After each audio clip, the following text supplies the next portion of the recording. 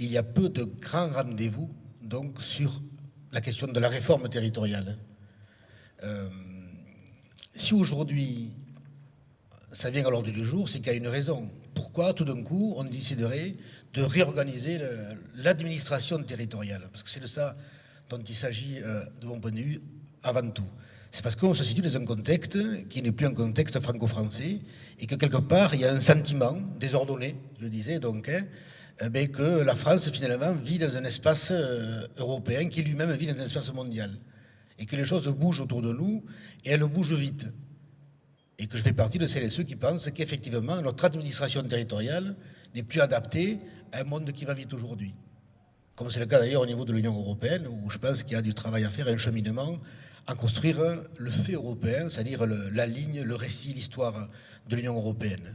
À part qu'il faut aller vite, c'est complexe parce qu'il nous faut la construire à 28, mais à côté de nous, les autres continents accélèrent le processus. Et donc il ne faut pas déconnecter, je le crois, la question du Languedoc ou de l'Occitanie, de ce qui se passe autour de nous. Et ça nous donnera d'autant plus de force. Et que la question du local au global, c'est pas que de la sémantique, nous est aujourd'hui posée avec plus, de force que ce qu'elle était par le passé.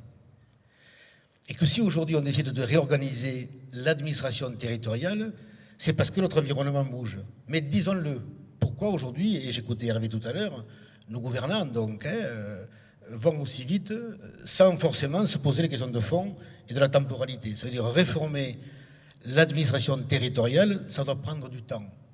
Mais ça n'est pas le sens politique qu'on veut lui donner.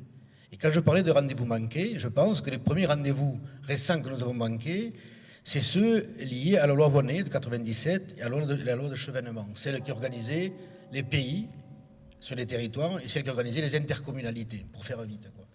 Nous avons déjà manqué un premier rendez-vous politique, parce que la loi sur les pays, on l'a oubliée, parce qu'elle a été ni par la gauche ni par la droite, donc appréhendée, je crois, comme il se faisait. C'est la seule loi qui faisait obligation, pour la première fois de l'histoire de la cinquième, donc, aux élus d'associer les non-élus à l'élaboration de projets de territoire.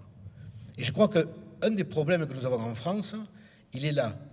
C'est qu'il y a deux visions qui s'affrontent depuis les années Rocard, on va dire, donc 70. C'est la vision d'un territoire administré, très hiérarchisé, très pyramidal, et ça c'est l'organisation française, où on pense en haut, tu disais les Parisiens, et je te rejoins dans cela, donc sans faire du parisianisme primaire, et on agit sur le bas. En gros, on vous dit, ne vous inquiétez de rien, on va penser pour vous, demain sera meilleur. Et puis il y a l'autre vision qui est la vision du projet, je dirais une vision descendante, celle qui vient du haut, qui vient s'appliquer sur nos territoires et qui nous a broyés au fil des années, donc nous, en tant qu'acteurs des territoires, mais qui est encore d'actualité aujourd'hui. Ça veut dire qu'on est sous le couvert d'ailleurs dans les administrations, il y en a qui y travaillent, vous savez qu'il faut toujours signer les documents, on est toujours sous le couvert de quelqu'un. On n'a jamais mis en place des intercommunalités au regard d'espace, ce que j'appelle moi, pas de bassin de vie, mais de bassin d'envie. Dans quel territoire on a envie de vivre, en donnant la parole aux acteurs du territoire. Et donc, bon, pas ici, parce qu'ici on est meilleur que les autres, mais ailleurs, ce que j'en vois, c'est que l'intercommunalité, s'est créée en disant, voilà, si je mets telle commune, je garde la majorité.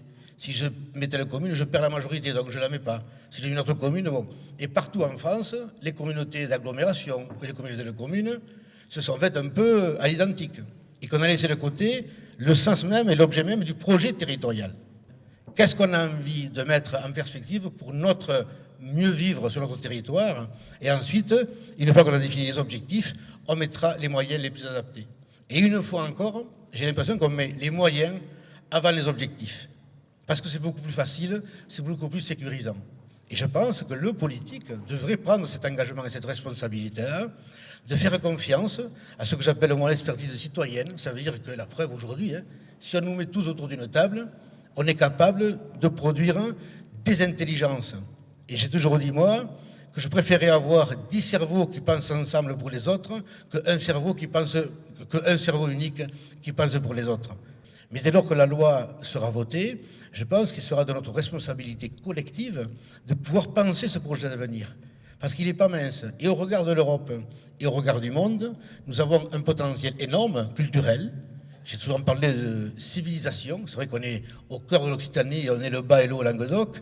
Et c'est à nous de prendre, avec force, et volonté la définition du projet humain que nous voulons construire ensemble. Et notre histoire, pour le coup, devrait nous donner la force de porter un projet ambitieux. Et je reviens, sur la base de Luparace et de la Convivention, je pense que nous avons les moyens d'imaginer quelque chose non seulement d'original, mais j'ai envie de dire d'exceptionnel à l'échelle communautaire.